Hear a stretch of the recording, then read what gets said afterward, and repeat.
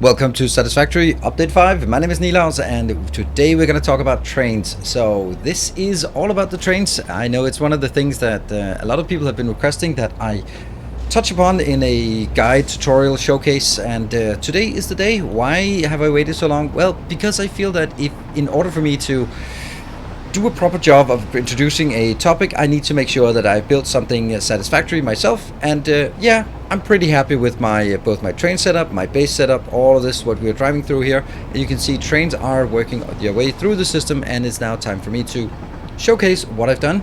This is, of course, how I choose to build it, and not necessarily the only way to do it, but it's the way I've chosen to do it. And now that it's been running for quite a while, and also it has a certain scale, then I feel pretty confident saying that this is a workable system and it does not have any inherent flaws until you get to the point where your train network gets saturated, and then in that case, well, all hell breaks loose. Then we have much more interesting issues such as throughput and congestion, but we've tried to design it so that won't happen.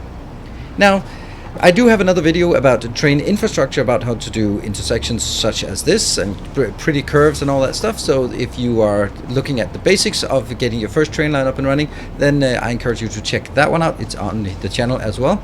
And then we can dive in for this video. We will be focusing on the concept of how I build it, and we'll be looking at how I set up the trains and how I set up the actual stations. So with those in place, then you can build your own train system like this, or you can be inspired and build an even better one for yourself whenever you feel like it.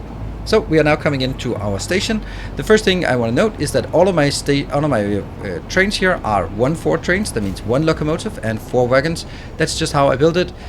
I have 2 different types of stations. I have the normal station that will take 1 train of the 1 train with 1 product, and then I have the more rare materials that I only want to do in a single wagon of. So this one is a mixed train where it has fused modular frames, heat sinks, and now batteries, and then it'll have something else on the last wagon, and that just means that it's for stuff I don't need in higher quantity.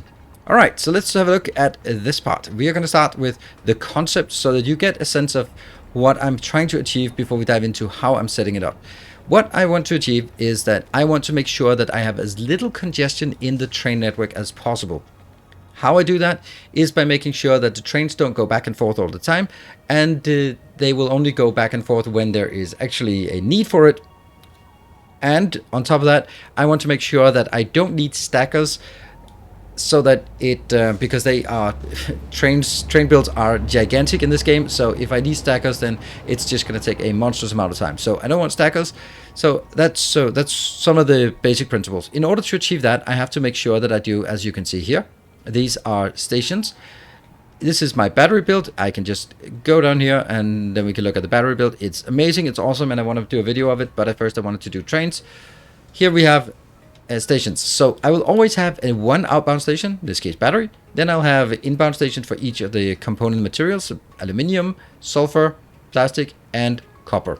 They're all coming in on separate stations. They're all coming in a 1-4 train that will then be unloaded, hopefully evenly, and also be spread here. So let's look at the station setup. This is the station setup. As I said, 1-4 trains. There is a block signal before and a block signal afterwards. Then I have a change signal or a path signal before it goes out. So make sure that it doesn't sort of clutter this part if it can't go out to the main line. The second part is also on the back side. What I have here is I have one train for each of these unloading stations. That means I can have multiple trains going into a loading station, but I can't have multiple trains on the same unloading station. What this achieves is that if we look at the back side of these stations, there is no stacker here. Every train that comes in will always have a spot to be a station available, a place to be, and because it has that station available, then there is no reason for me to do anything else. This one is coming in. Is that plastic? I think we'll hitch a ride on this train just because, so we can have a look at where this goes while we explain the next concept.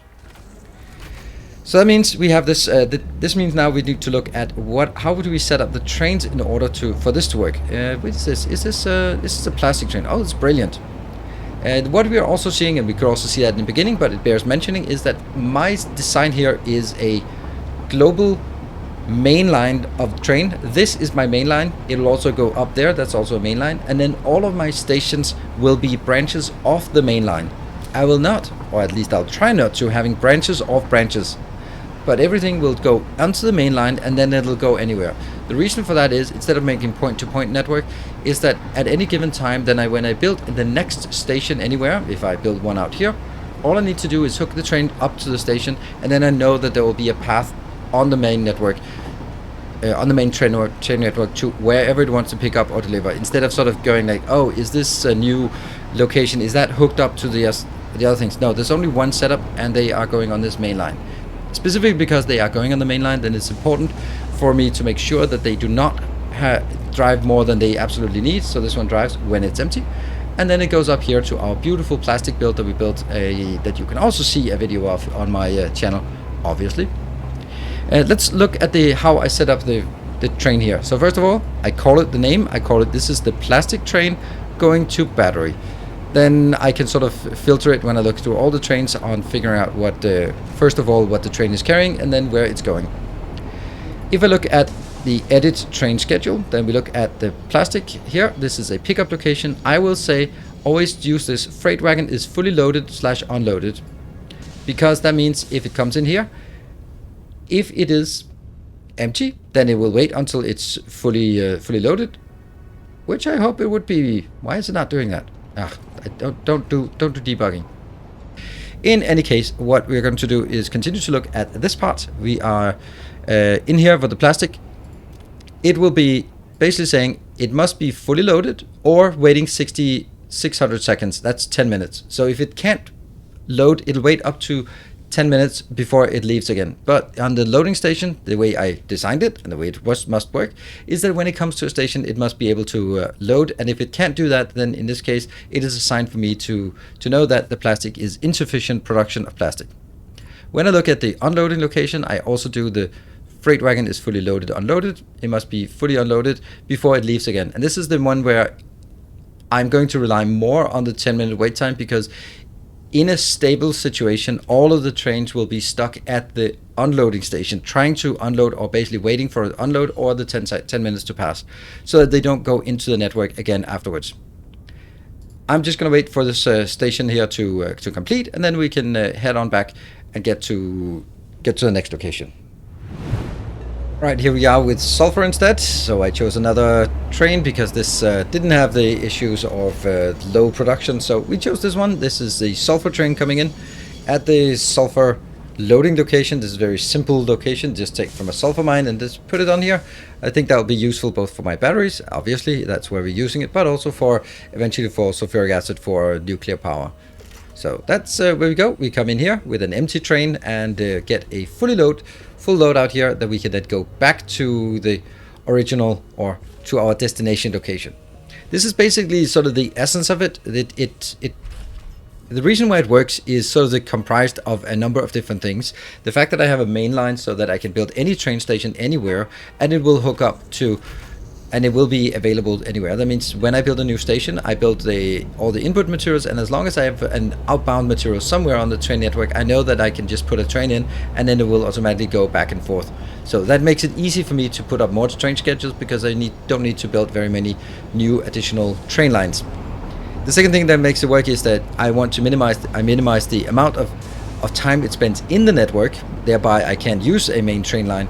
And I minimize that by making it wait at the unloading location instead of at the loading location. So by waiting at the unload location, we have the option that it's going to wait until it can unload, or the 10 minutes, and then it'll go out for a trip trying to pick up some more. So I think that those two things work really well, and the way they can be modeled in the train with the train schedule is by doing, as I said, like this part here with the freight wagon is fully loaded or unloaded, or wait 10 minutes. Then we can come back to our location and we can set everything up to be on train line. And you can see most of my new stations, or all of my new stations, are built as train stations, so that I can provide them into the train network. For example, like the copper over here only has an output station, the one see over there by the horizon that we showed in the previous episode, the aluminium that we also showed in the previous episode, they only have outbound, while these have many inputs and many outputs, or many inputs but a single output as well. So if you find this space interesting, and I mean, why wouldn't you find this interesting? Because it's super awesome. Then know that I am streaming this over on Twitch. It is on Twitch TV/Nilaus, and I'm streaming it pretty much on Tuesday, Thursdays, and Sundays at 8 p.m. Central European time. So just feel free to drop by. If you don't have time or don't like watching live streams, then I also upload all of my live streams to my second channel. It is a VOD channel only, so the only thing that goes there is old live streams. And that is called Nilaus TV. There's a link from my main channel as well over to that channel if you are interested in watching the VODs at your own leisure whenever it fits for you. The next thing on that is, of course, if you like this little overview on how I build my train system and just a showcase of how it works, then by all means hit the like button and share it if you have someone that you think would find it interesting. And then, of course, if you want to watch more of this kind of content, then feel free to consider at least subscribing to the channel, because I do a lot of these factory games, and hopefully that's something that is of interest to you. So thank you very much for watching. I'll be seeing you in the next episode. Until then, take care, and as always, stay effective.